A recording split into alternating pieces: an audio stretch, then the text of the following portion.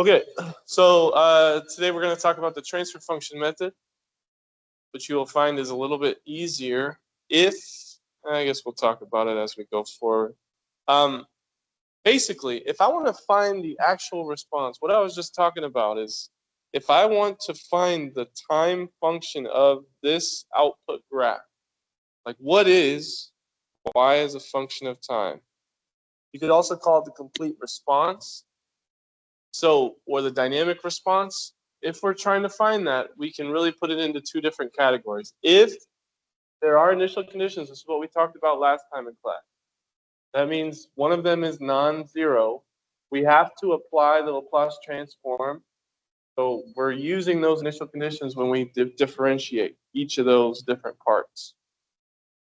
So I do the y triple dot, I do the 4y double dot. I do each one of those using the initial conditions, then we put it back together. That's what we did last time in class. But, and that takes some time, you know that. We did some problems. There's a lot of writing.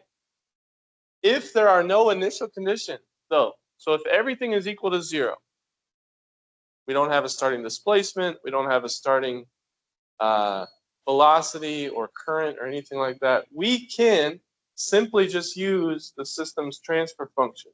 So if there's no initial conditions, if I have an input u, the function of s, goes in, transfer function g, the output y, which we typically solve for in the s domain, is just equal to g, the transfer function, times the Laplace transform of the input.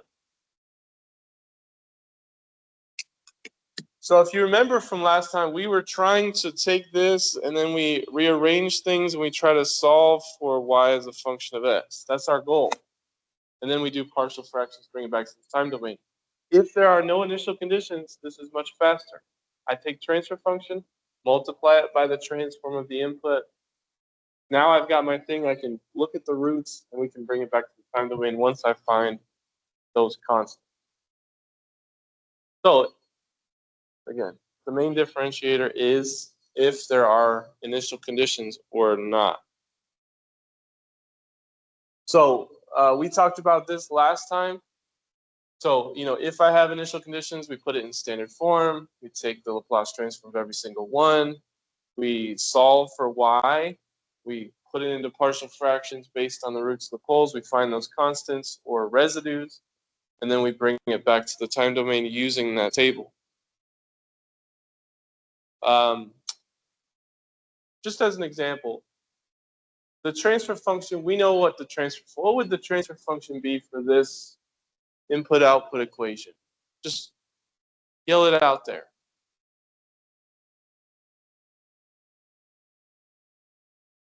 I think the mic's really far away. I don't think you can hear them yelling. What's the transfer function? What's the numerator of the transfer function? Oh, it's been had a long break. What? It would be 4s over s squared plus 8s plus 10. So that would be the transfer function. Now, let's say that I have this based on what we were doing last time in class. Let's say we have 0 initial conditions. So if I were to take that same differentiation, Laplace, and apply it to this y double dot, this would be the first term right here. This would be the second term. This would be my 8y dot. This would be my 10y, and then we have this. Now, if I have 0 initial conditions, that means that all of these are just 0. So we can just cross them off like that. Okay? So if all of them are equal to 0, that just simplifies everything to this. And so you can see that this just becomes a transfer function. That's it. So y is equal to a transfer function, which is the 4s over this polynomial. And if I want to solve for y, all I have to do is multiply this transfer function by the input, u. Now that's u as a function of s. That is not the time-based input. That is going to be the Laplace transform of whatever that input is. So that, you got to be careful with that. But I just wanted to show you this because you can use this every time. It's just a little bit faster if you kind of understand, okay, if I have initial conditions, I have to use this. If I don't, all I got to use is the transfer function. So we'll do some example problems. Questions? Okay. So for the transfer function method, and I would still, it's not in here. I should probably put this as number one, but I would encourage you to also just keep everything in standard form. What does standard form mean? Well, if it's a second order system, I want that y double dot by itself. So I want that s squared by itself in the transfer function. You always want to do standard form first. So first we find the standard form of the transfer function. We multiply the transfer function by the Laplace transform of the given input. So we can use our table based on the input. If it's sinusoidal, if it's step, whatever it is, we're going to take the Laplace transform. Then we multiply it by the transfer function, and that gives me my y. And then after that, it's the same process. So once we find y, then we do partial fractions.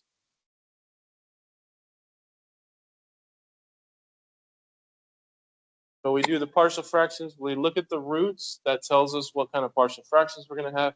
We split it up. We find the constants, and ultimately, we take the inverse Laplace transform to find our complete response or dynamic response.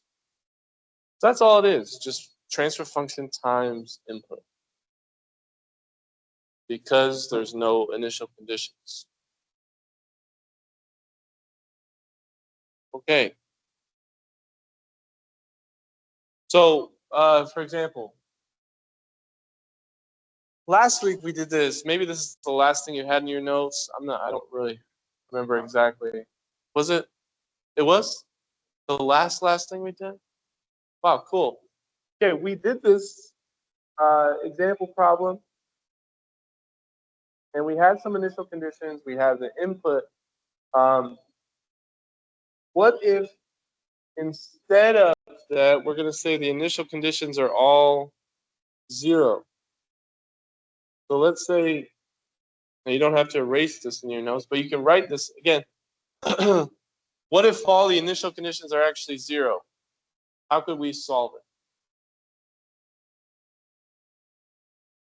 Instead of going back through your notes and crossing off things, let's use our new method. We have no initial conditions. What should I get to first? What? Divide by 20. Great. So we want to put it in standard form. So standard form is we get y double dot plus 4y dot plus 13y is equal to 0.8 over 20. What's 0.8 over 20? Hi, morning. Is it 0.04?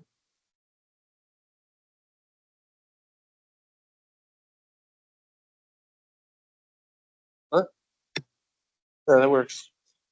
Okay, so I've put it into standard form, and now we can, now notice I haven't yet plugged in my input. Why is that? Because if I have no initial conditions, I want the transfer function. The transfer function is output over input. So I'm not going to plug that in just yet. My goal is to find the transfer function. So let's get that transfer function. G is equal to, what should the transfer function look like? Remember, it's going to be output y over input.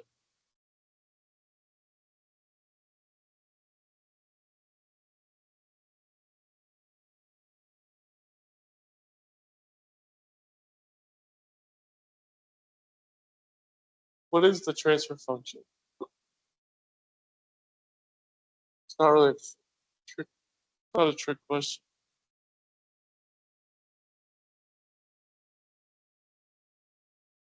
0.04.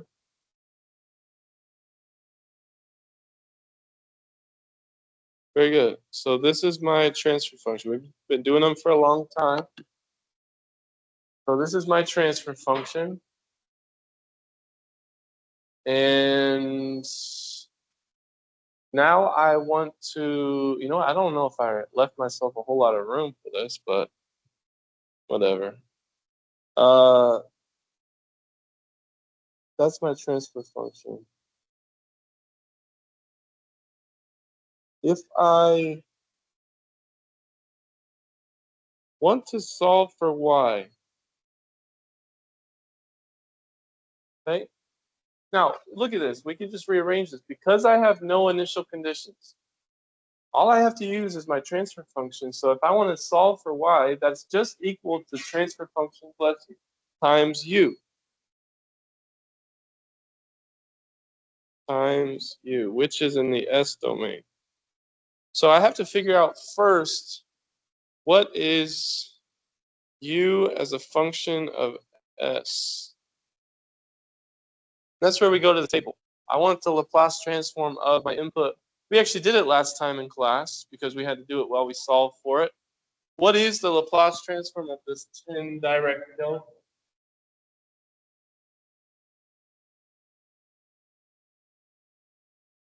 And what does the direct delta stand for? It's on the table.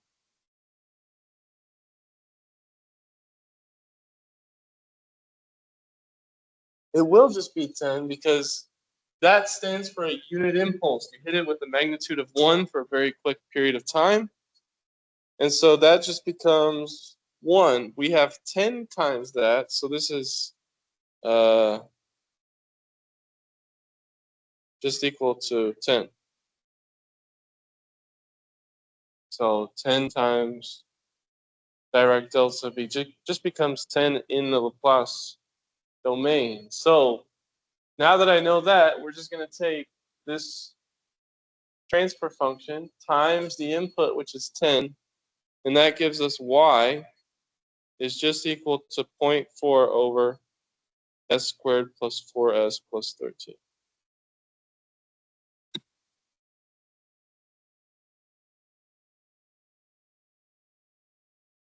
How does this look compared to what we did last time in class?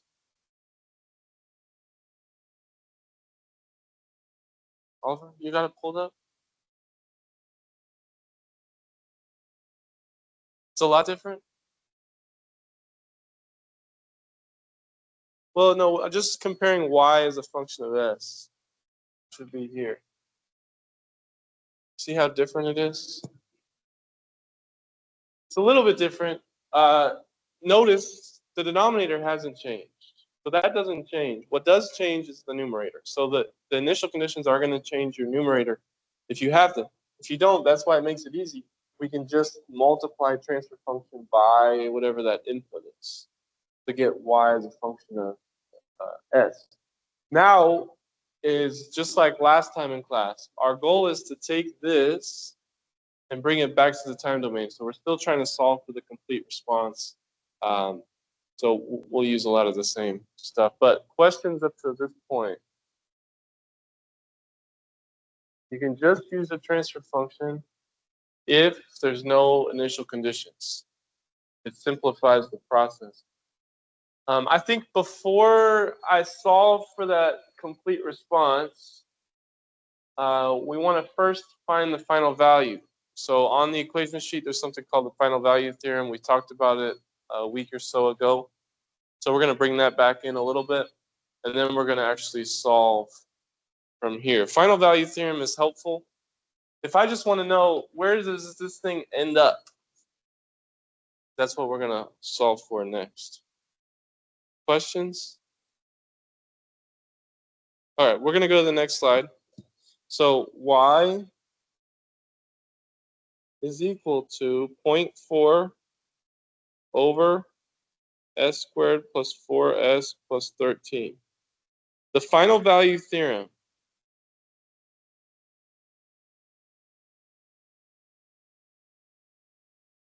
We're going to take the limit as s goes to 0 of s times y as a function of s.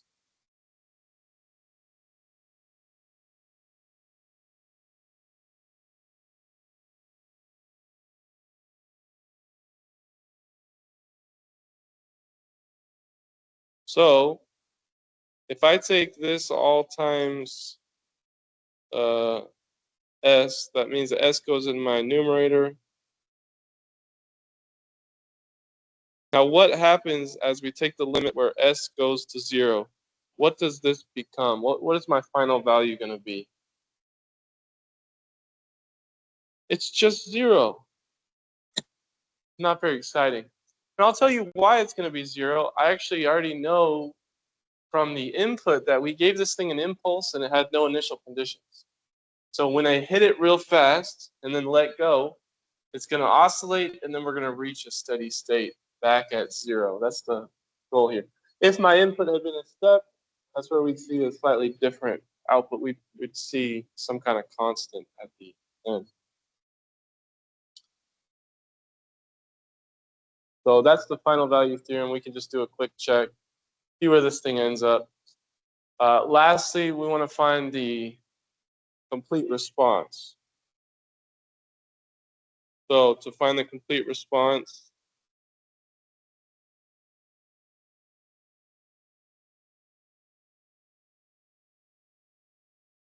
how many roots do we have? We have 2 roots, therefore we're going to have 2 partial fractions. We already found the roots last time. What are the roots?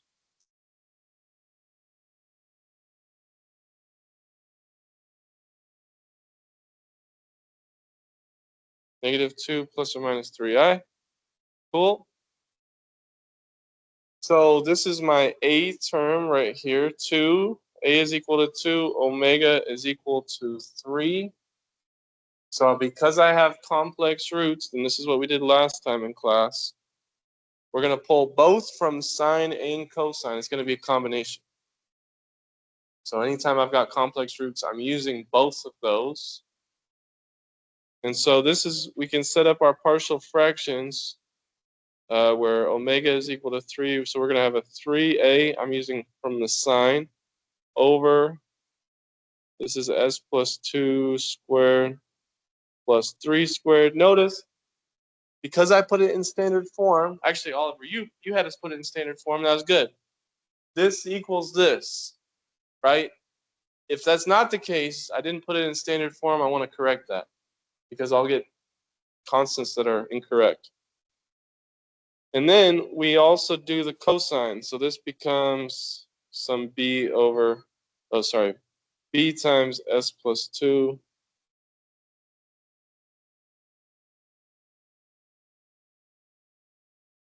So again, all of these partial fractions are based on the roots. Once I know the roots, if they're complex, if they're just a real number, that's where I'm just pulling from like line 6. But with these complex roots, I'm setting it up exactly this way. Once I find those constants, the goal is to bring them back to the time domain. That will be my function. Question?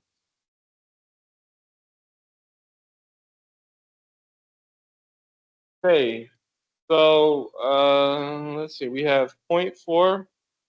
So now because all the denominators match up, don't have to do anything fancy. It's just going to be 3a plus bs plus 2b. And what does b equal to?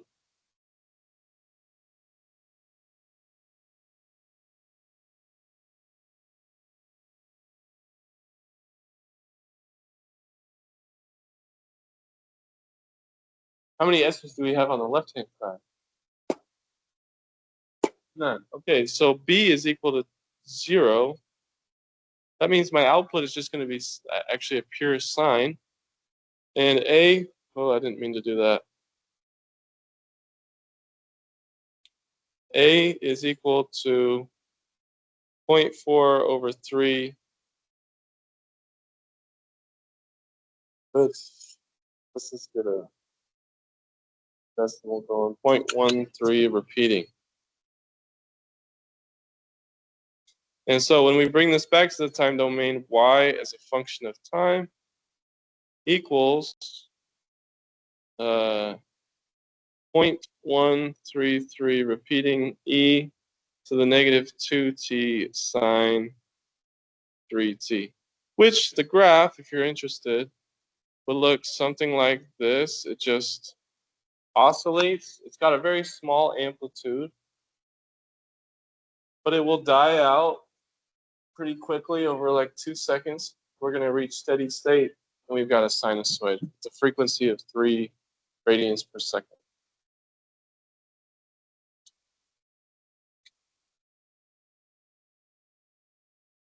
Okay, so this part is all the same as what we did last time in class. It's just getting to y. If there's no initial conditions, I can just use a transfer function. Transfer function times the transform of the input gives me my y, and then from there we can do partial fractions. We can find that. Notice we found the final value is 0. This also confirms that, right? As this dies out, this graph goes to 0 as well.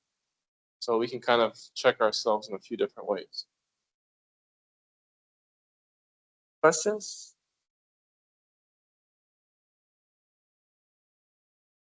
Okay. Let's see. What I'd like you to try right now is I want you to try to find the output. X, this should actually have an X right here. I want you to find X as a function of time. I want you to find that dynamic response, the output response, the complete response based on the given input using the transfer function method.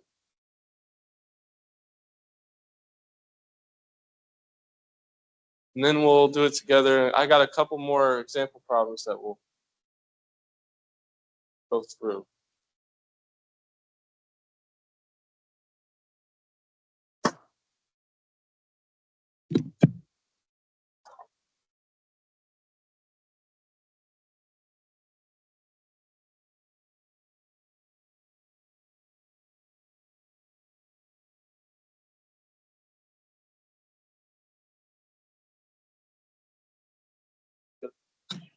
Practice, just kind of get back into it.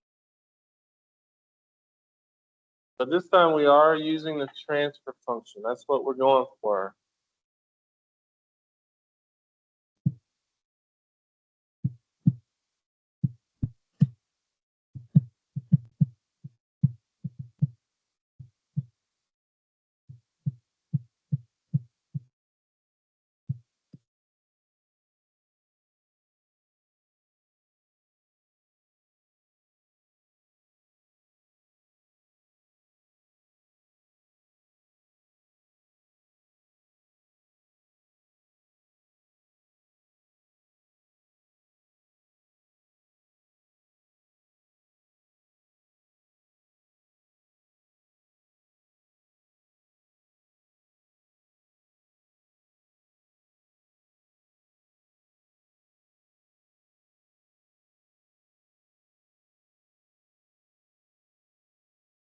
If you got any questions, let me know.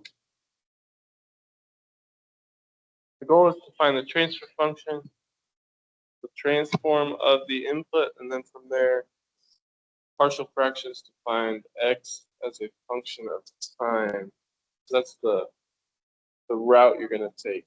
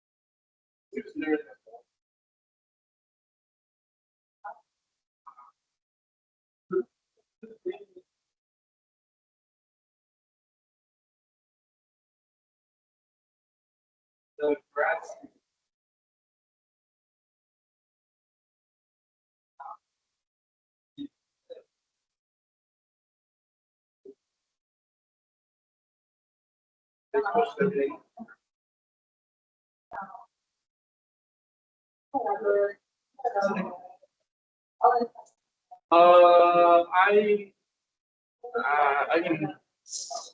Might not be a very nice number. I don't know. We'll see.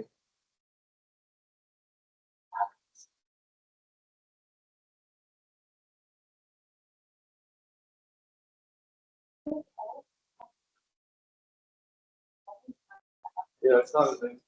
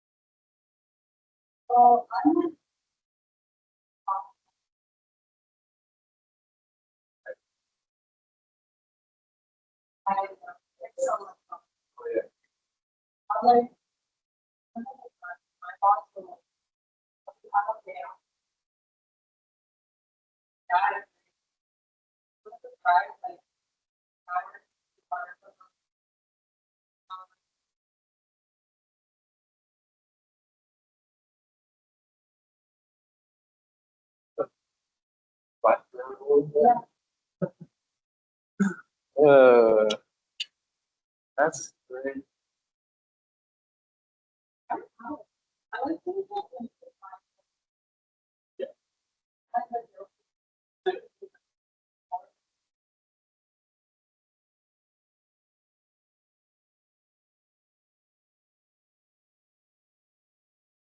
Okay.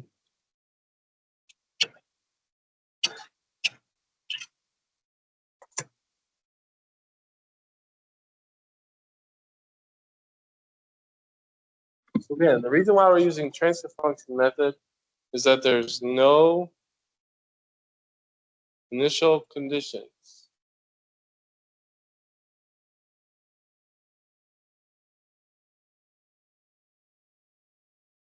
So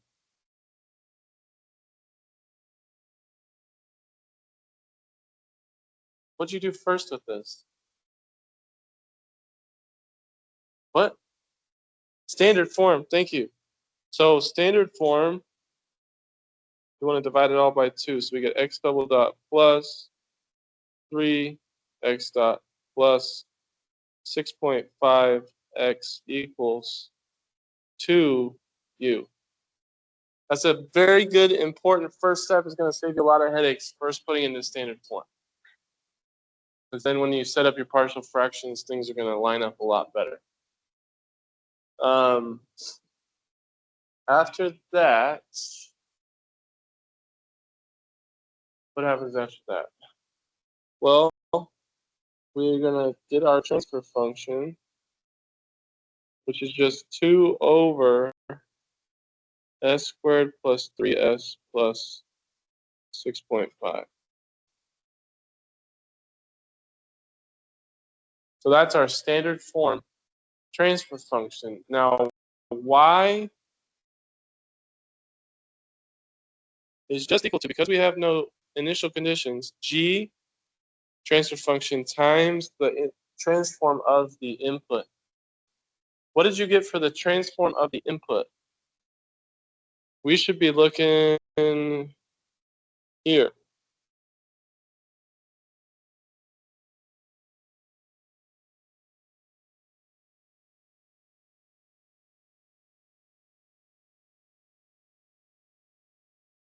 Yeah.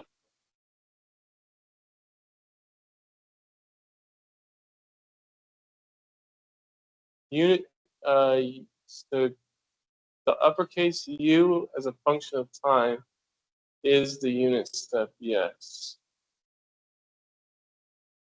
It's not, yeah. In this case, we're saying that the input is sinusoidal. Ooh, that might change some things. So lowercase u, it can be any kind of input. If it's a uppercase U as a function of time, that indicates a unit.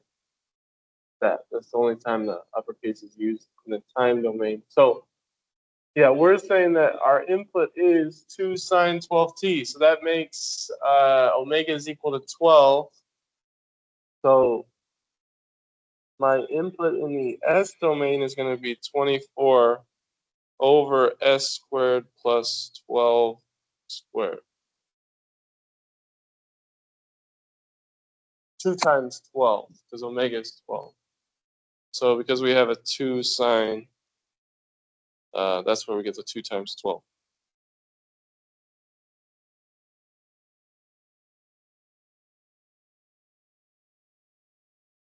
Okay.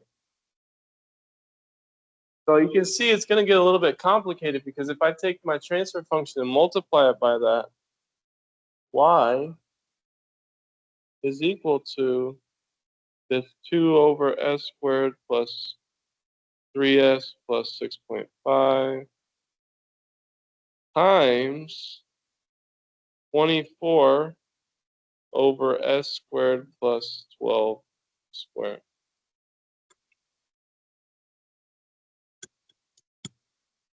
Now, if you want to multiply all these out so you get an s to the fourth, I wouldn't recommend that. I would keep it separate like this, because this has 2 roots, they're complex.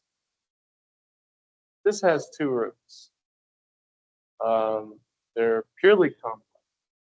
And so if I keep them separate, it's going to be better for me down the road. So you found the roots for that first polynomial. Those are, before we set up partial fractions, we want to find the roots here. So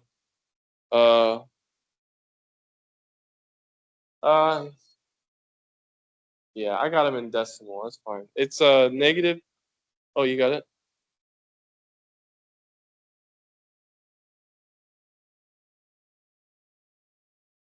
I got this. Maybe divide by 2. Divide by 2. So I've got 2 complex roots based on that, which is coming from the transfer function. And then for the input, which is sinusoidal, this is purely complex. We have a 0 real, and then we have a 12i. That would be the roots right there, plus or minus 12i. So I do have 2 roots.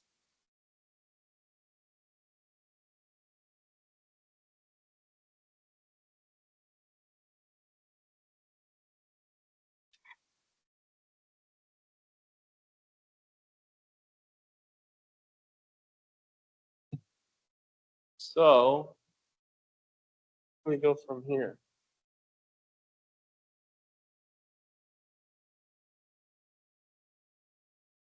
Okay, I'm going to go to the next slide. So now that we found our roots, here's our roots, here's our roots.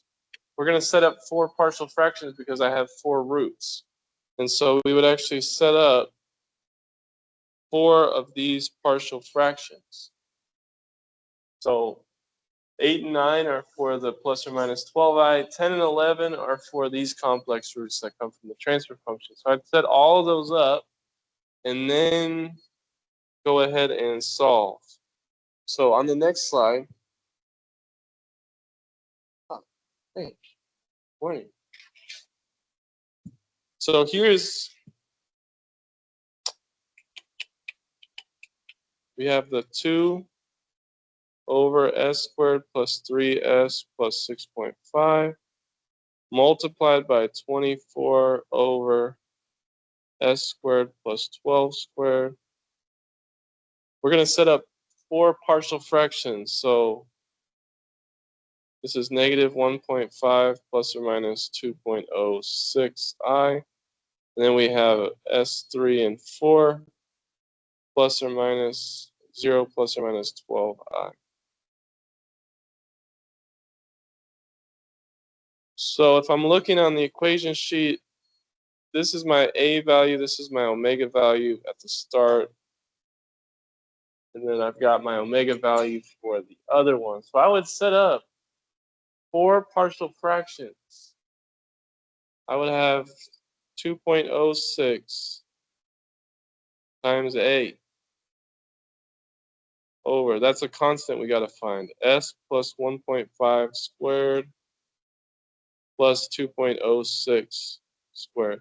And you can double check that, but that's the same polynomial as this. So that's equal to the S squared plus 3S plus 6.5.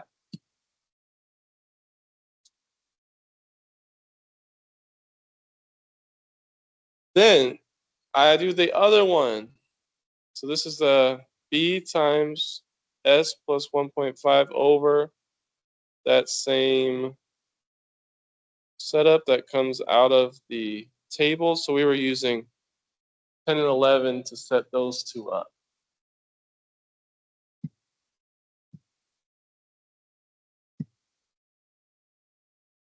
Okay, now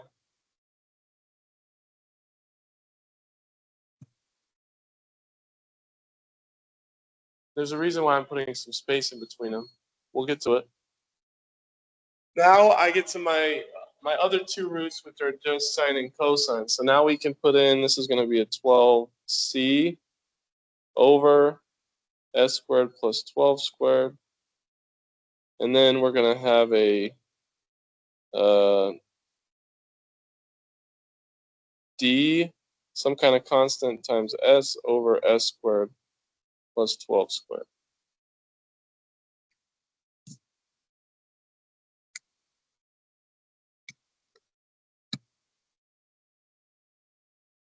Okay, there's a reason why I put a gap here. So all of this is equal to y as a function of s. And what we're doing is we're setting up partial fractions. And so based on those partial fractions, we'll be able to solve. Now, for all of these to be able to add together, they have to have a common denominator. We have the denominator over on the left-hand side. It's that polynomial times the s squared plus 12 squared. So to get a common denominator, what I have to do is multiply all these by what they are missing. So I'm going to multiply all of them by 1. So for the first one, we're going to give it the same common denominator. So I have to take that 2.06a, multiply it by this, right? So we make sure we've all got the same common denominator. Same thing for the next one.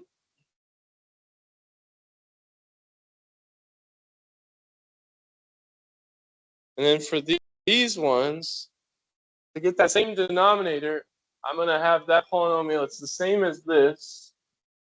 So it'd be the s squared plus 3s plus 6.5 over the s squared plus 3s plus 6.5.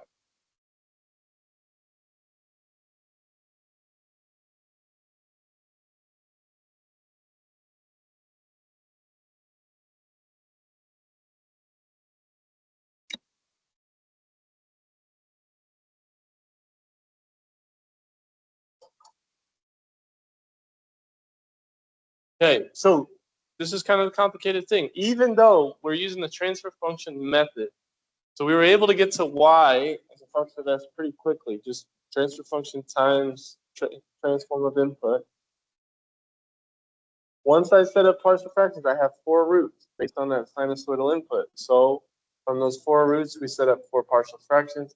Now, because it's a little bit complicated, I've got to make sure they all have the same denominator. These now all have the same denominator.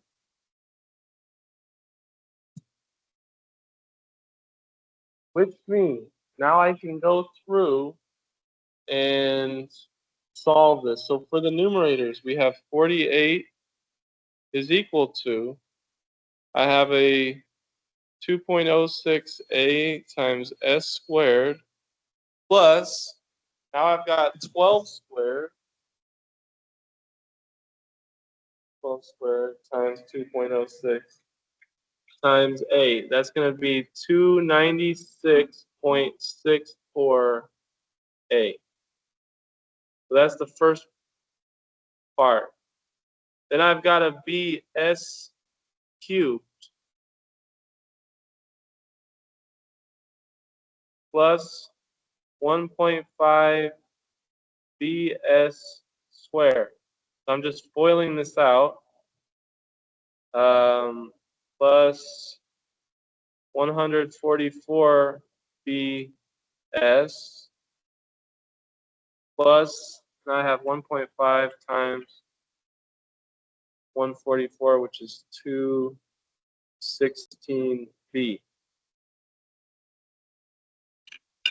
So now we get a pretty complicated logical frequency. Now, all of these are eventually just going to add up to 48. So we're going to have some cancellation. Doesn't mean that a lot of these are zero. We're just going to have, hopefully our calculators can handle something this large. So now we get over to the C's. We have 12 cs squared plus 36 c times s plus, now we have 6.5 times 12, which is 78 c.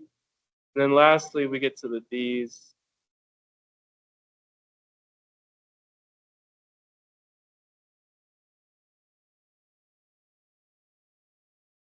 And then we have 6.5 ds. Wow. Okay, who wants to solve this by hand?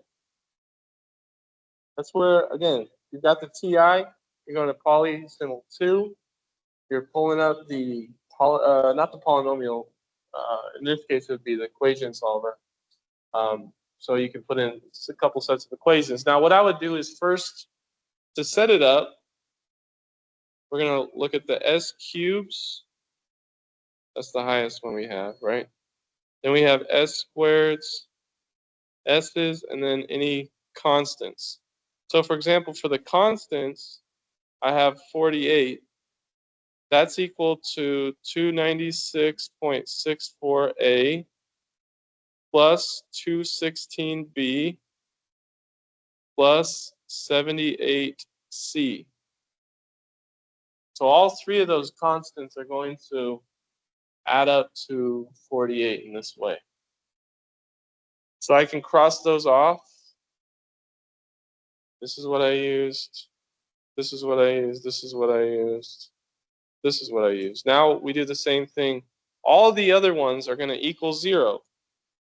So like for the s cubed, I have a b s cubed plus d. So b and d are going to be inverse to each other. Then for the s squareds, it's also equal to 0. So I have 2.06a. I have 1.5b. I have 12c. And then I have 3b.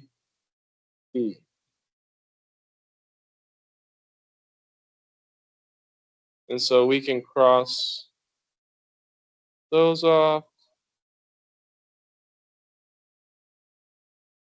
And then what's left is just the s's. So again, that's going to be equal to 0. So I have 144b plus 36c plus 6.5d.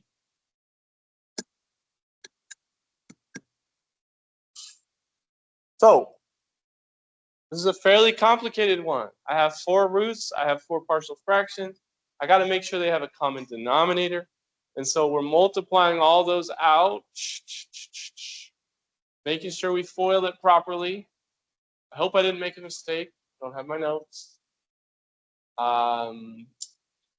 But once I do that, now I'm not going to solve this by hand. I know that b is equal to negative d. Those are inverse. That's great.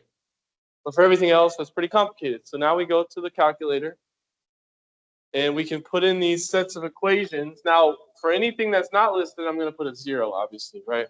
So we're going to plug it into the calculator and see what we get as far as our constant. Anyone have questions about how I set this up? We have to make sure we've got the same common denominator. That's why we had to multiply all these things out by the other sets of roots. And there's other ways to do it, whatever makes sense from your past experience doing partial fractions. You don't necessarily have to do this method, but makes sense to me. So I'm doing simultaneous equation. There's 4 unknowns. And typically in your calculator, it'll have like x, y, z. Mine goes to t for some reason after that. But for the first one, it's just going to be 0a, 1b, 0c, 1d. That equals 0. And for the next one, we got 2.06a, 1.5b, 12c, 3d. That also equals 0. Then we got 0a, 144b, 36c, 6.5d. This is equal to 0. Lastly, that last line, there's no d, and this is equal to 48. And so now what I got from the calculator is that a is equal to 0.164.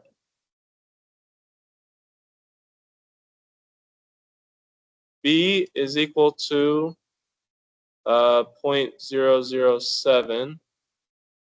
C is equal to negative 0.027. And D is equal to negative 0.007. That's good. That's one that I can really check right away. B should be the inverse of B. Okay. So based on how I set up my partial fractions, we're going to be able to, now that I have those values, and because I set them up exactly based on the table, we're just going to bring them back to the time domain.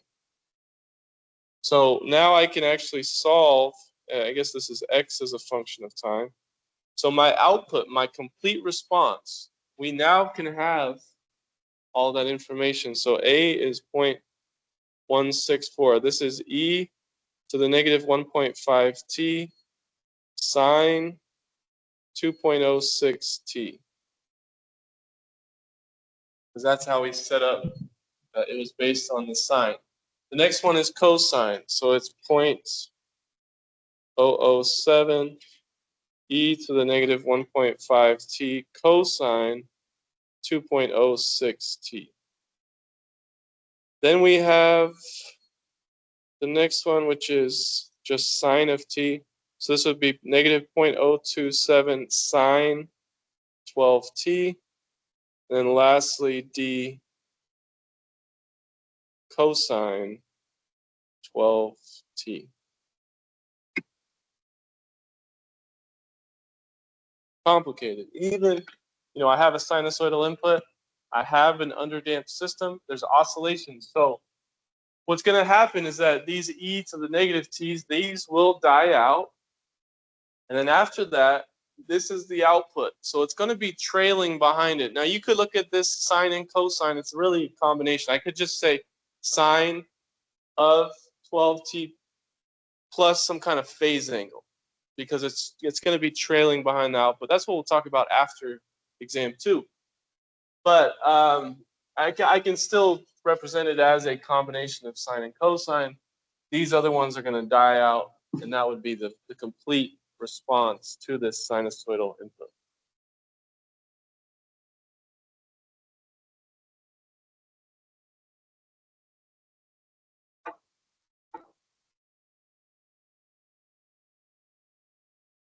Okay.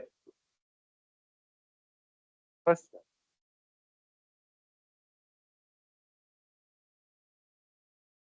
Uh, oh, questions? That's a lot of stuff. These problems aren't easiest. Now you could double check this in MATLAB as well. So it is a way you can find the residues. You can do the inverse Laplace once you have this. So that's another way. You can plug that in and double check.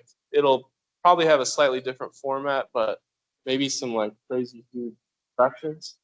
But that's a way that you can check yourself that way. I think we've done a lot so far. I think it's about time.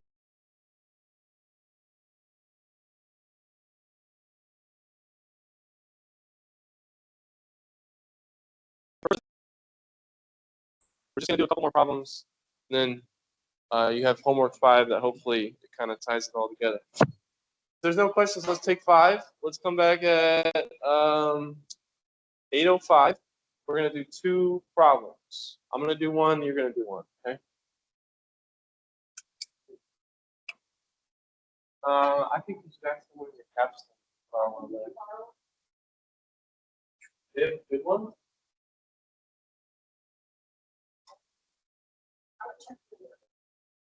I didn't know the library had any.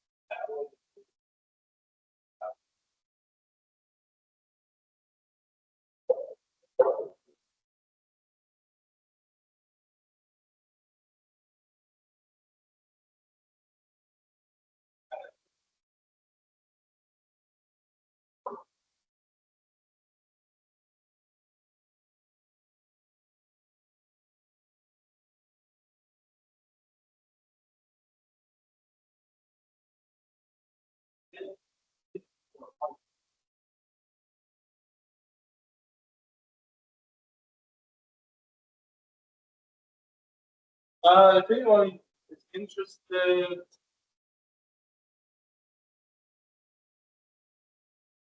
I do have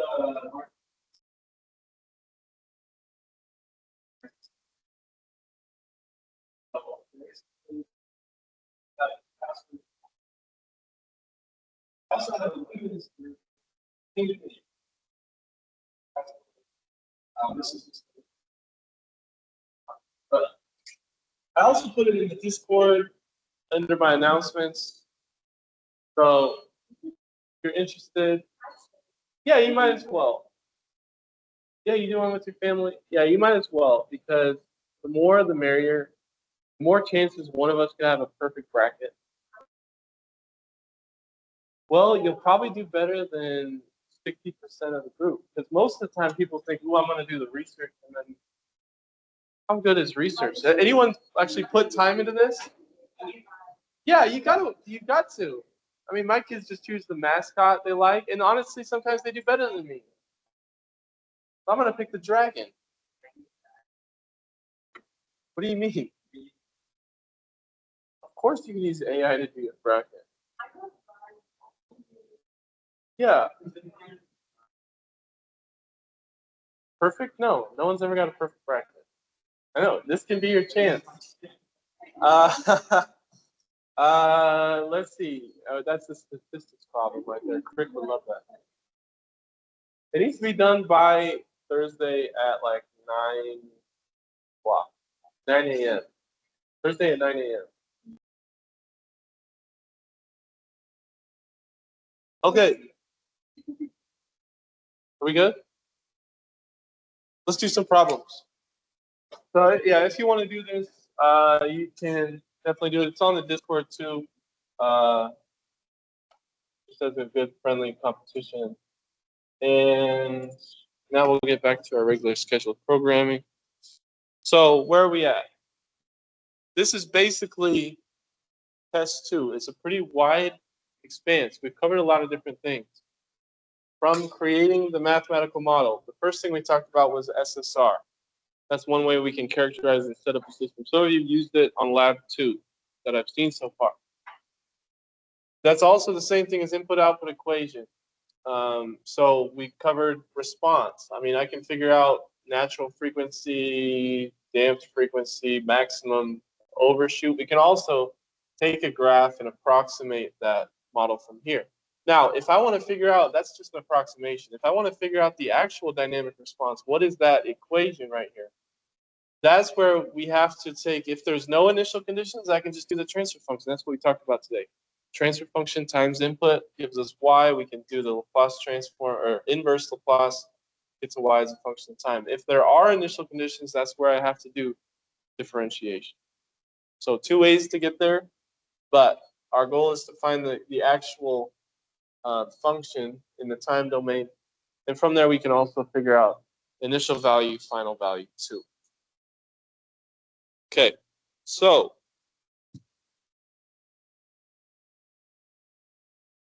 now we're going to do some problems. The first one we're going to do together. The second one you're going to try.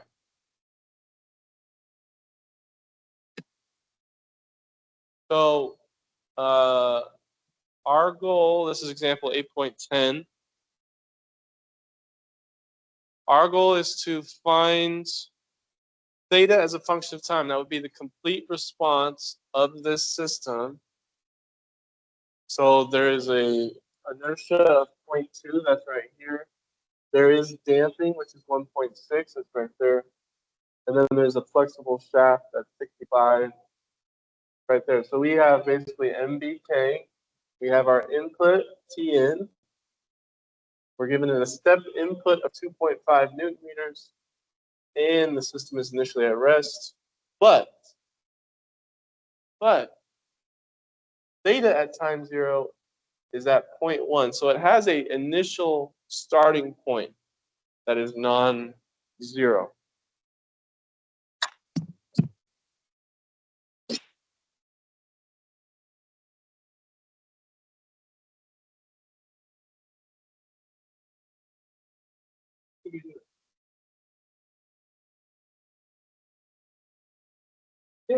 Brady says, and I like that. I think that's a great idea. Before we do any analysis, before we start crunching some numbers, let's put it into standard form. So if I can find my notes. Oh boy.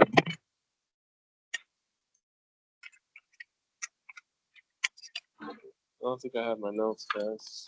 We're gonna have to. Oh man. All right. We're just gonna solve it.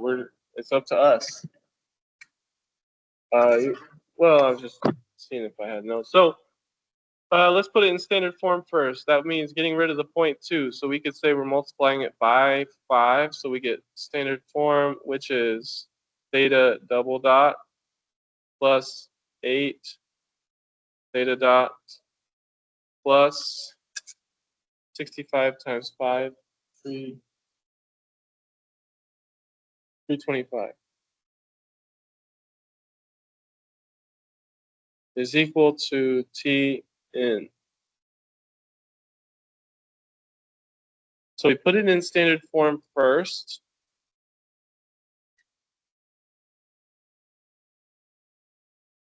And they told us Tn is 2.5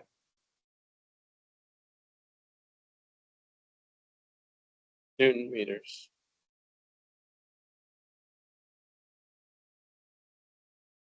Everyone good up to this point? Put it in standard form. Feeling good? Wait, what? Thank you. If I put the left-hand side in standard form, I need to put the right-hand side in standard form. Good catch. So I put that step in. Why did I put that step in? Am I going to get the transfer function out of this? Maybe I got ahead of myself a little bit. Which method are we going to use? Are we going to use transfer function or differentiation? The one with the big thing on the top with the blue? Yeah. Why is that? You're right. So I have an initial condition, therefore I have to use this. I've got to do Laplace transform of every term, which involves that initial condition. Thank you. And that's why I plugged in my input just like that, because I am not using the transfer function. I cannot use it. I must do Laplace of every term. So we're going to take Laplace of theta double dot.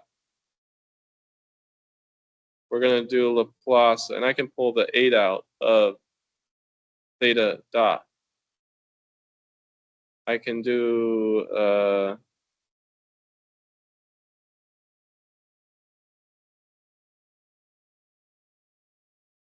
and we also need to do Laplace of the input side. So this is what we covered last time in class. Is I've got to do all these Laplace transforms. We're going to put it back together. Then we're going to solve for theta as a function of s. And then from there, we can actually solve by finally bringing it back to the time domain. So this is where we're going to use that. Now, this is where you want to make sure you take time on homework 5, understand this equation. You can watch these videos going through it. But for this first one, for theta double dot, since I put it in standard form, The first one is going to be s squared, because it's second order derivative, times theta. And now we're in the s domain.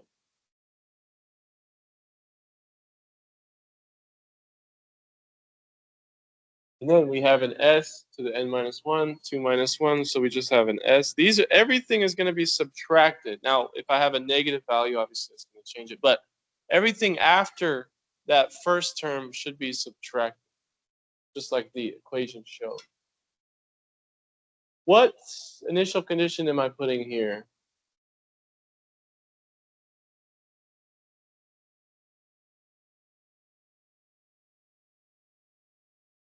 The 0.1, yes. So theta at time 0 is 0.1. That is my initial condition. No derivatives. That's what's going on here.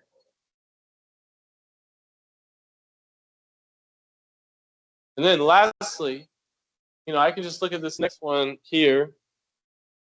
We have an s to the n minus 2. N is equal to 2, so we have an s to the 0. That just becomes 1. And now we've got our dot. What is our theta dot at time 0? What is it? Did they tell us that? Do we know what it is?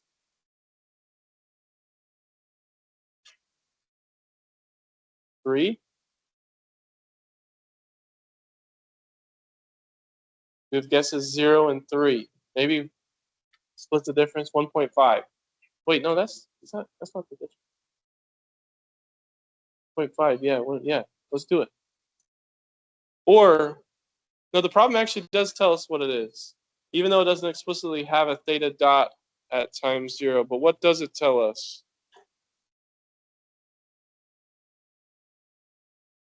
It's the line right above this one, which is this one. The system is initially at rest, so you're right. It is 0. So if the system's initially at rest, the velocity at time 0 is 0. It's not resting at 0 radians, it's resting at 0.1. So in this case, our velocity is 0. So we can simplify this to be s squared theta minus 0.1 s.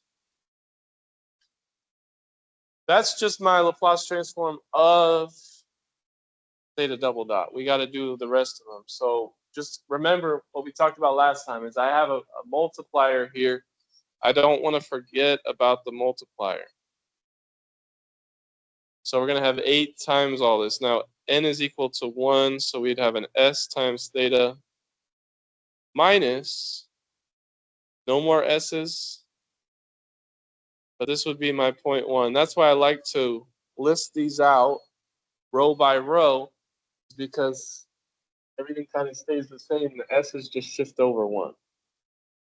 And so then this becomes 8s times theta minus 0.8.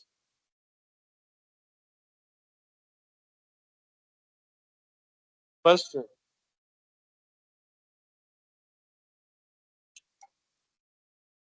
Okay. What is the Laplace transform of 325 theta?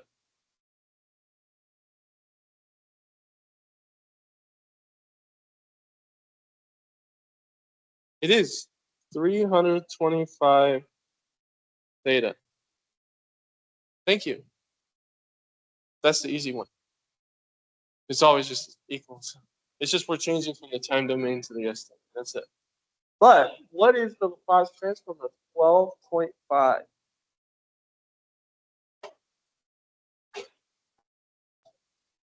Perfect. 12.5 over s. Okay, so now that we have all this, we're going to put it all together. We're going to solve for theta.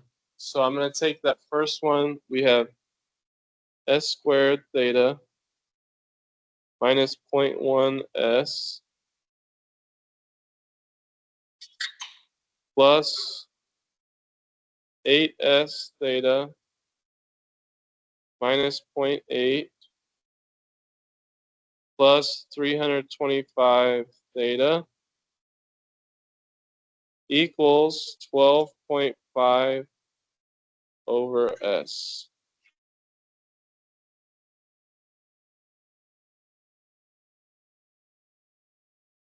So what we're going to do is group up all of the thetas together. So we have S squared plus 8S plus 325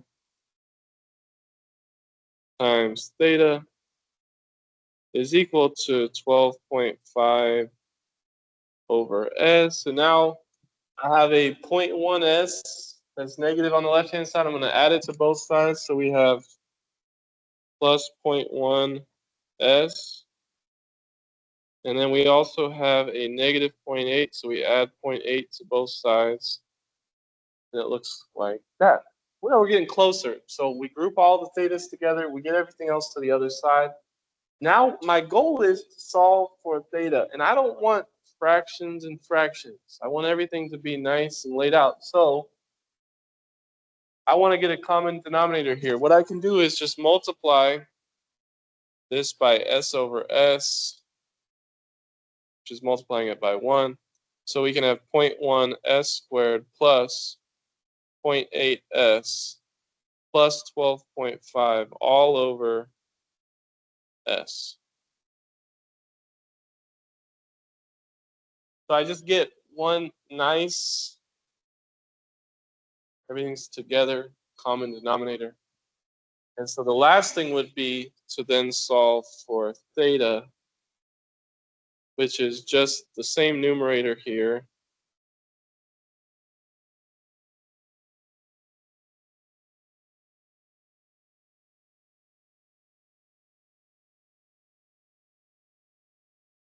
So I'm really glad that you mentioned doing the standard form first. That's going to save us headaches. When we find the roots, we set up partial fractions. We want this S squared to be by itself. So now I have 3 roots. I've got the 2 from the polynomial, and then I have a 0 root right there.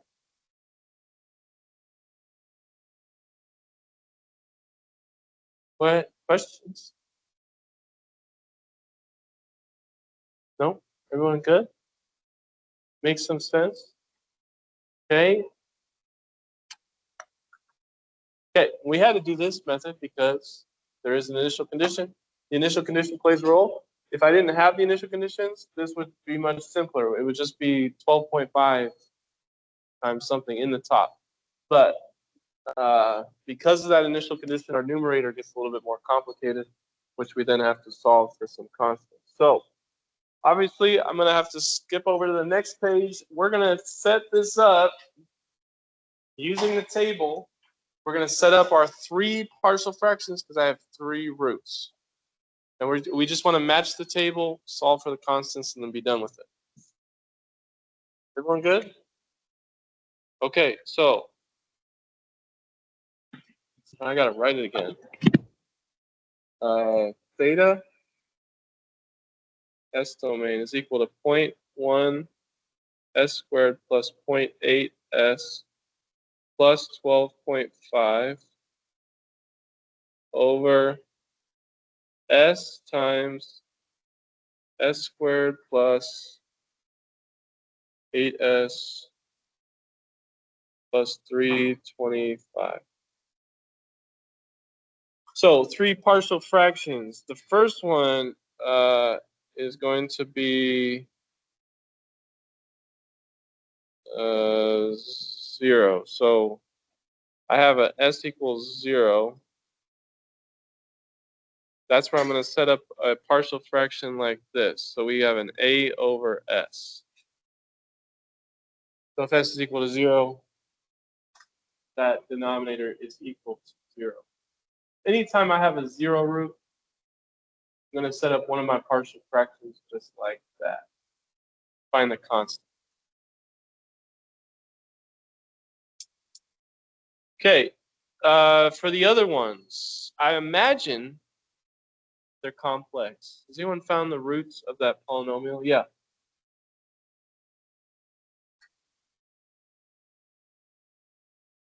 -4 plus or minus. So the other roots are -4 plus or minus 17.58 I. So this is my omega, this is my A term, which means we're going to set up two partial fractions, both with the sine and the cosine.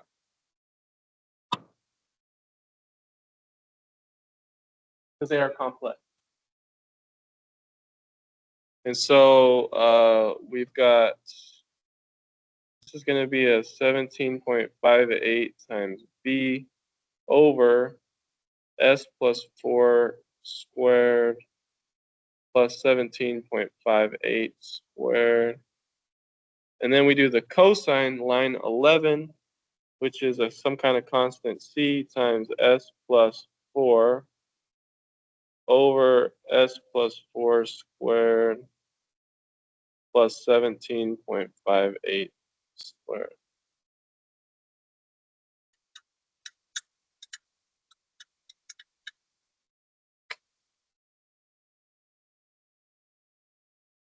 Okay, now, just like the last problem, which was pretty complicated, this one's not as complicated.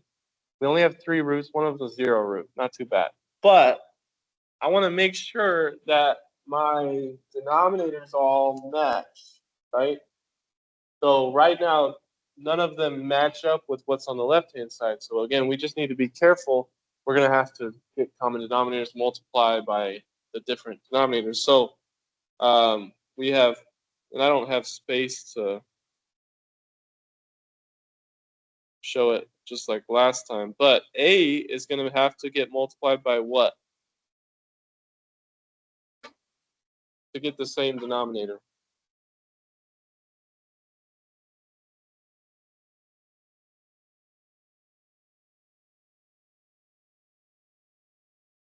Very good. S squared plus 8S plus 325, which is the same as the S plus 4 squared stuff. And then B and C, they have most of the denominator, but they need another S. So we're going to have 17.58B times S plus C times S plus 4. And so, we can work this out. This is AS squared plus 8AS plus 325A plus 17.58BS plus CS squared plus 4CS. So we're just working it all out that way. And now the goal is to solve for those three. So again, using your calculator, you want to set up 3 sets of equations. So we have S squareds, S's, and then constants. So 0.1 is equal to 1A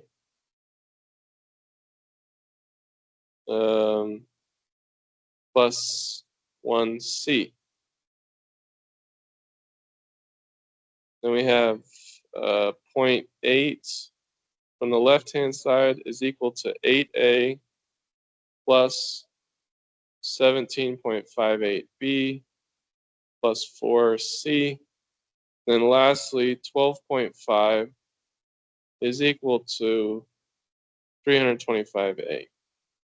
Obviously, it is still possible to solve this all by hand, but using your calculator, setting that up, we can find A pretty fast. Then we can find C decently fast, or just find it all together. We got 3 unknowns.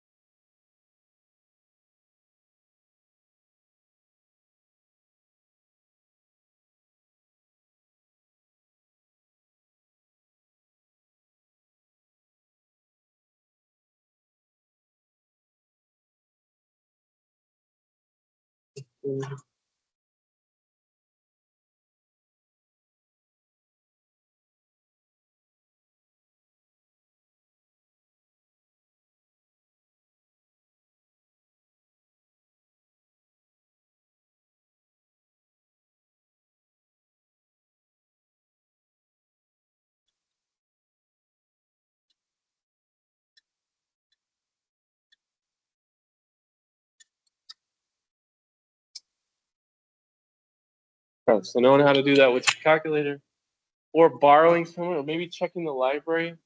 But making sure you have a calculator, you know how to use that, it's going to save you a lot of time. You don't need to do more algebra, right? Or you feel like you need more? All right. So this is what I found. It might be right. I think I did it correctly. So once I've got all three of those, we're going to bring it back to the time domain. So theta, remember, this is all about theta. So theta in the time domain, based on a step input of 2.5 Newton meters, and it's initially at rest, resting at 0.1 radians at time 0. Based on all that information, we now found these. So A is equal to 0.038. That, when I bring it back to the time domain using the table, just becomes that constant. So we have 0.038. Then we have B and C. So B is 0.014. This is E to the negative 4t sine 17.58 t. Then we have a cosine 0.062 e to the negative 4t cosine 17.58 t. That is the output. This.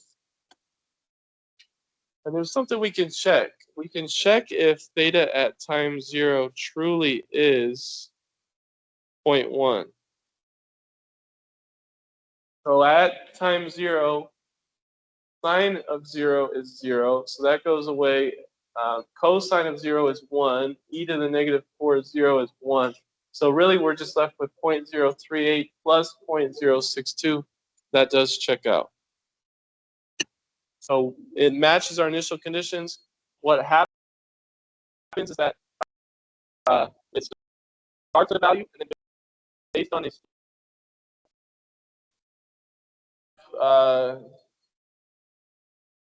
some oscillations here, and then those oscillations die out. And so it actually steps down. It starts at 0.1, and then as time goes on, actually after 1 second, we reach steady state, and our resting point is actually 0.038 because the torque is moving it. So we oscillate a little bit after a second. Now our final steady state value is at 0.038.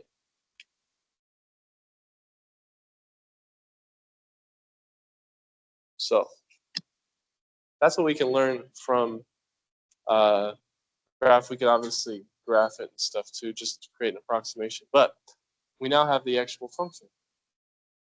Questions? No? No questions? I will post these slides. I'll post the video. I got one last problem I want you to try, and then you can get out of here.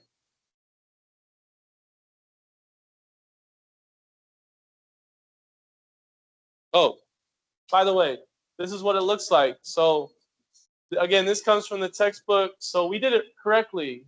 Hooray. We got all that.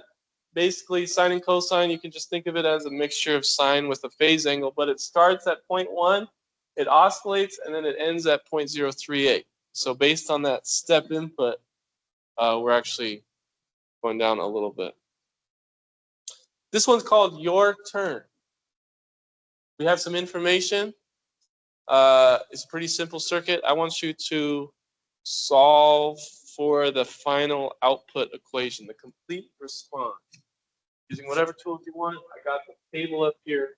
Obviously, we have the equation sheet, but that's the main thing that you need. This one's your turn. And then we're done.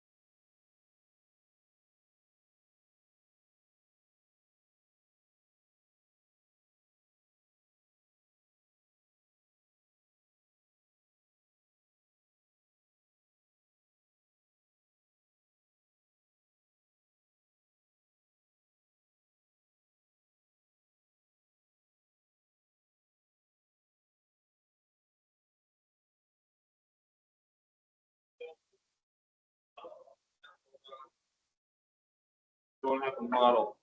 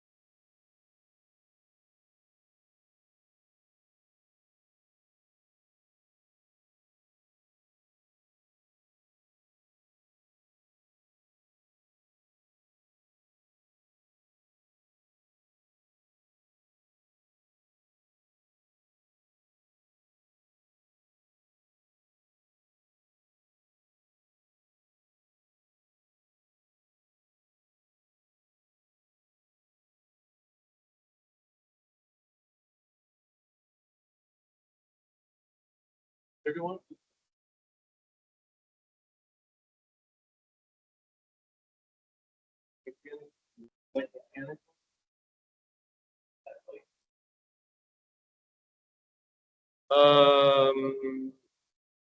I mean, I guess it's doable. I guess it's doable. But there's gonna be both, but there could be more mechanics.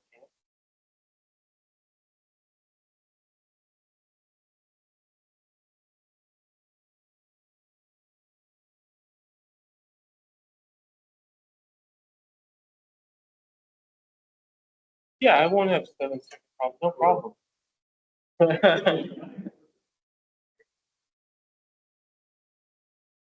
Yeah.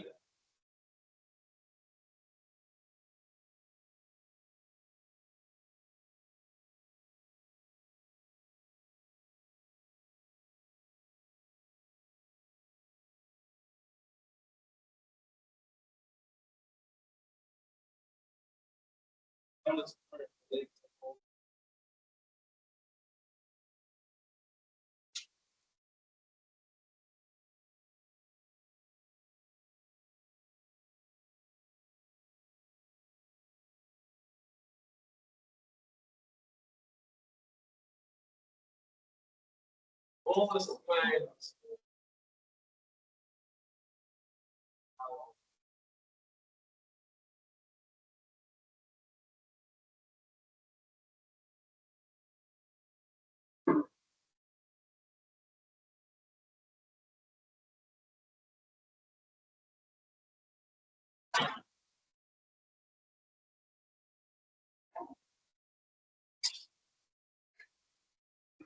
You have any questions? Let me know.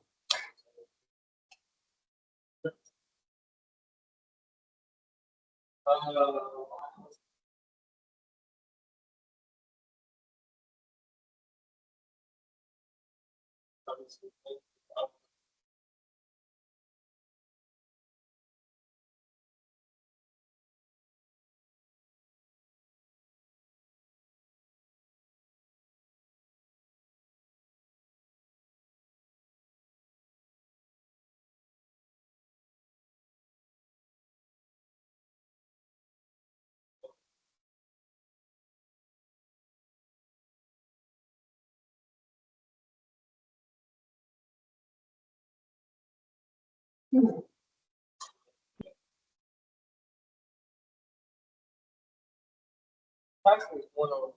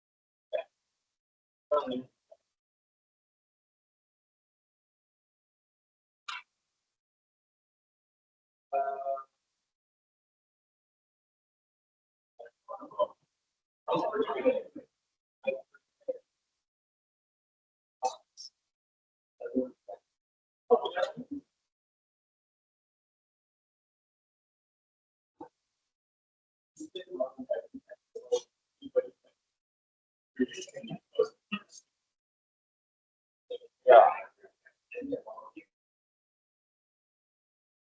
Yeah. My other guess was like Tibet. Monk. Yeah. Okay.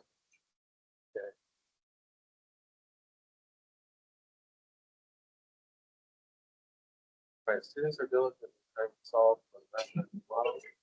After that, they use the tools to talk about the solve the term. Based on step 5.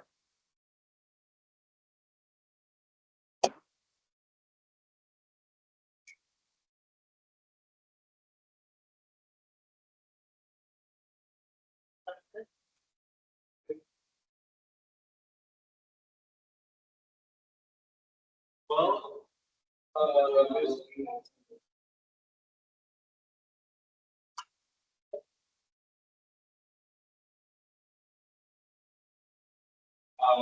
we talked about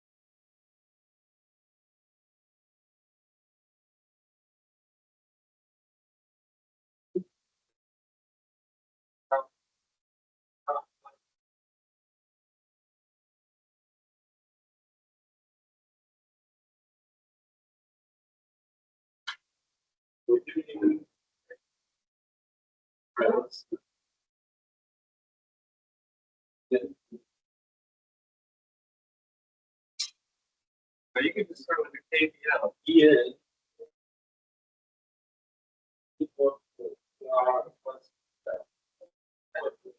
Yeah.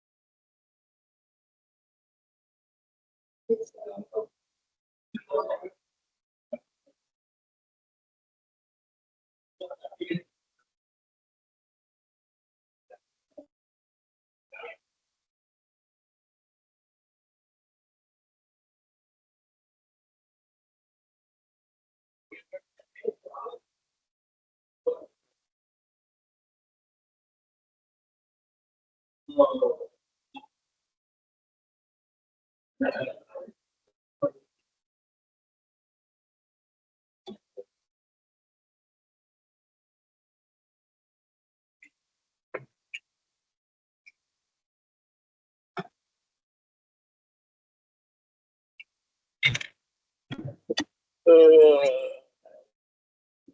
just gonna fill this in while you work.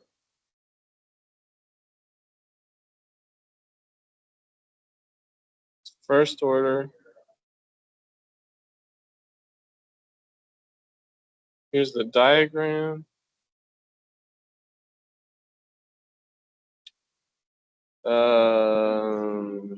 We know input, output, voltage, current. Now it's up to you how you want to solve. Like if you want to use impedance, if you want to use those, or if you just want to do the standard KVL, all that. Either way is totally fine. I just like I know I used impedance, I think. So for a resistor, it's just R. For an inductor, it's LS. And so we can combine it. Z equivalent is just the two of them combined.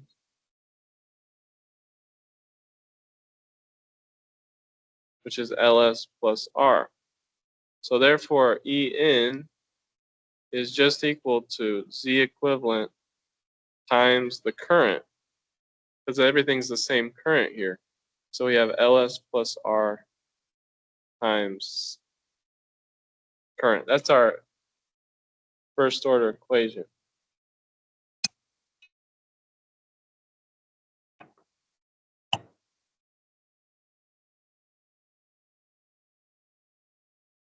For some reason, it just makes sense when the professor does it. I don't get it. I've had so many students tell me that in office hours.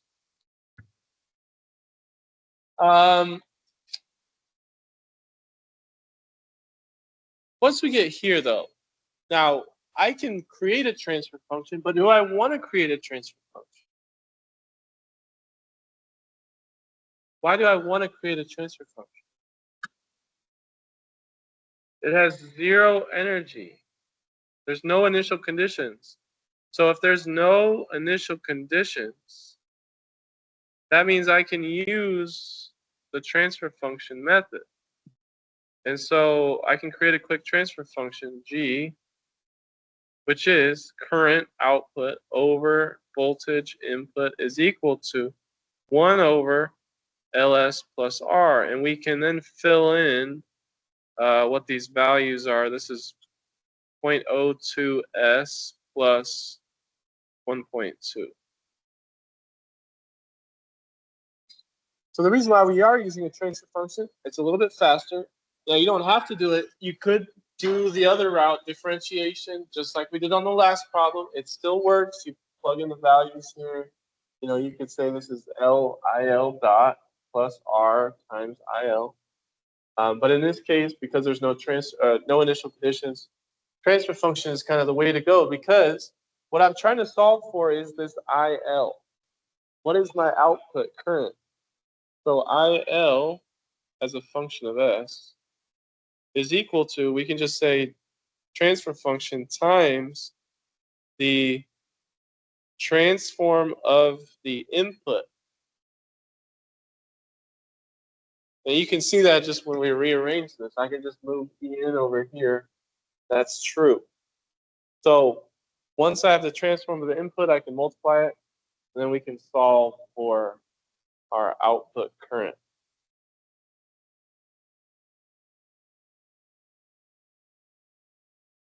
What is the transform of, what is the input? It's a step input. So En is equal to 5. So it steps up to a constant 5 volts. What is the transform of that? What is it? Yes, 5 over S. And so IL as a function of S is equal to S times 0.02 S plus 1.2. So I do have two roots. This is a second order. I kept them separate because I think it's a little bit nicer that way.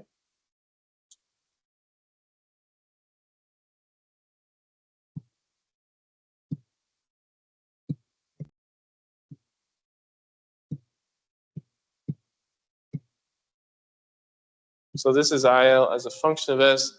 After this, now obviously we're in the S domain. We've rearranged stuff. We've solved for this output. Now the goal is to bring this back to the time domain. That's it. And we can solve for what that function is. It's going to be a pretty simple output. I don't have any complex roots, anything like that. It's pretty simple. One of them is 0.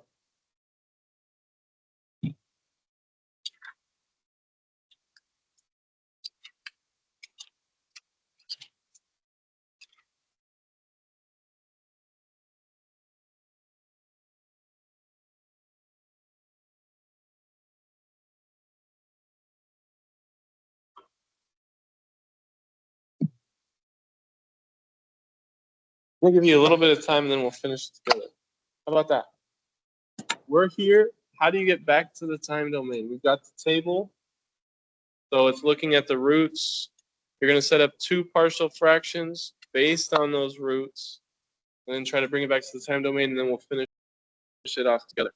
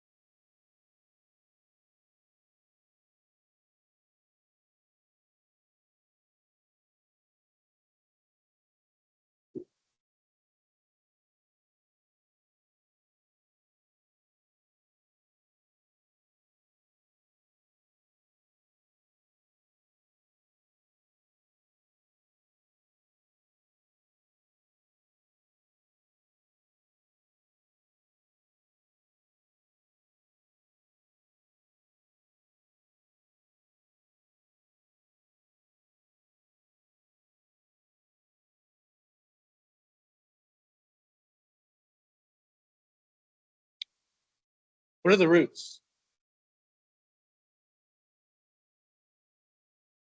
Yes, one root is equal to 0, and one root is equal to negative 60.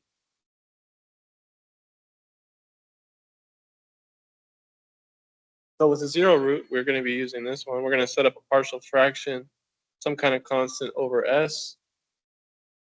For negative 60, which line are we using?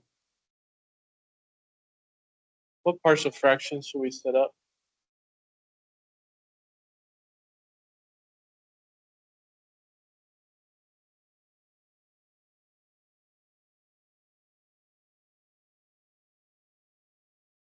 You can think of this as an A. There's no omega. There's no complexity.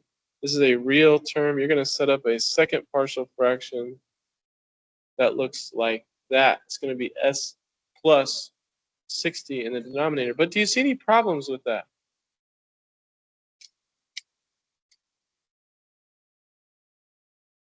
No problems?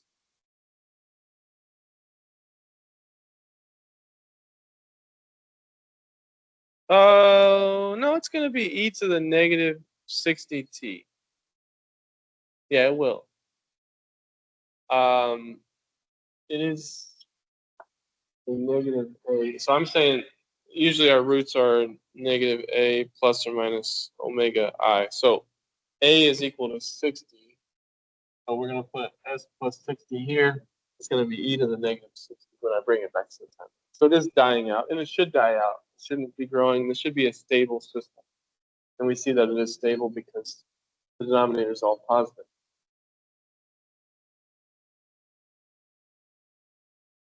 Let's set up some stuff here. First, so we have this is equal to 5 over s times 0.02 s plus 1.2. I'm going to leave some space here just because I got some ideas.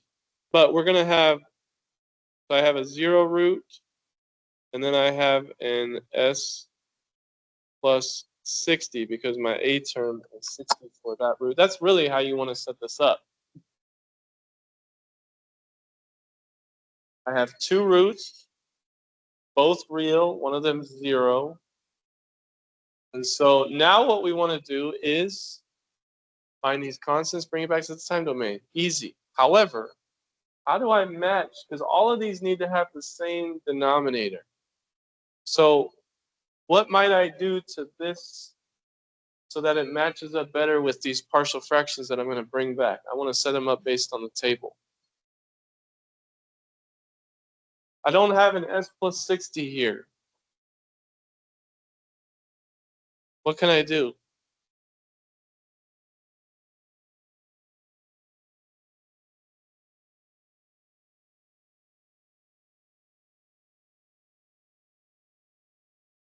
Multiply by 60? Multiply by s by 6. I would say if I want to get s plus 60, we can multiply both the top and bottom by 50. And in doing that, now I get 250 up top. And then I have an s times s plus 60. So I'm multiplying it by 1, 50 over 50. But in doing that, I now have a setup, and this is kind of like our standard form, right? We try to get that s squared usually by itself. In this case, I'm just trying to set this up to match my roots. That's my partial fraction. So now I have this a little bit nicer. It matches. I could do the same thing. Instead of doing that, I could just adjust b. So there's ways to do it. You just want to make sure that this denominator on the right-hand side is going to match the denominator on the left-hand side. So you want to be careful with that. And that's why we usually put stuff in standard form. That's we didn't do that at the beginning. That would have been nice. Make sure it's all in standard form. Although first order is a little bit different than second order. Okay, now we're here. Let's find A and B. So 250. I still got some room. 250, the numerator is equal to A. Now, we got to have a common denominator. So A, we're going to multiply by S plus 60. B, we have to multiply by S. And so basically, 250 is equal to 60A. And then AS plus BS equals 0. So they're going to be equal and opposite. So I don't even need to do that equation solver. We can just take 250 divided by 60. So A is equal to 4.16 repeating. And then B is equal to negative 4.167. And now that I have those values, those are my constants. We use the table, and we're going to bring it back to the time domain. So A over S, 4.16 over S, just becomes, I guess, you know what? maybe that's not the best one. 3. That's more of what we're using. Any kind of constant. So the constant just ends up as a constant. So again, we're looking at the current. I have a constant 4.167. Then B is negative 4.167 times e to the negative 60t.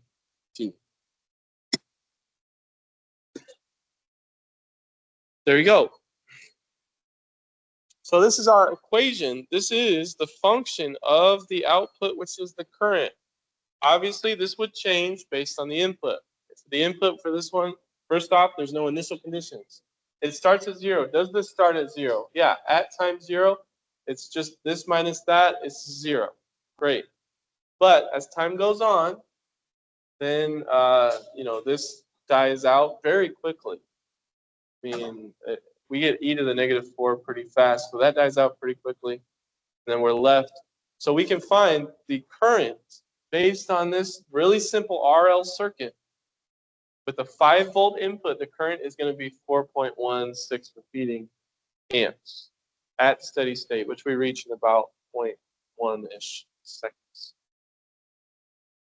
Cool. So again, we can do approximation. We've done some approximation. That gets us close. Like how quickly? What is the settling time? We can also find it from here. This is the actual function based on variables using Laplace transform, being able to solve that. So, do I have anything else? Oh, that's, basically how this would look as time goes on. We'd have a settling time. So this starts at 0. So this is current. And it's eventually going to get up to 4.16 repeating. But it would look something like this.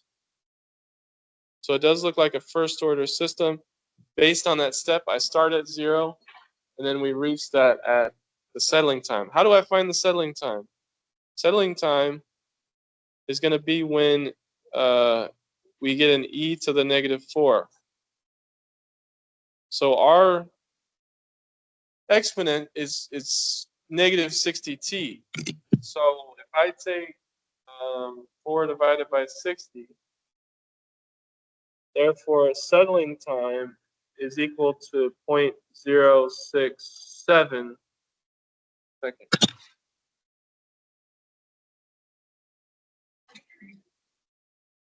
Okay, so that's my settling time. They won't understand in the video, so we got to, but settling time is very fast, because just again how it's set up. If I change the resistor, obviously this changes. If I change the inductor, right, I can affect what my final value is, what the amps are. I can also affect the settling time. If I want it to take longer to settle, if I want it to be faster, that's where that choosing the components, the balance between those two, we can kind of see what that does. So this is just like you would do in SimScape. You have your circuit. You can set up the same circuit. And so part of the homework, make sure you spend some time with the simulations too. Like that's a way that we can double check. I can do stuff by hand. I can also set it up here on the simulation. We should get similar results. Any last questions? You want to get out early? How about this? First off, I do have this problem here. We're not going to do it. It's example 8.9.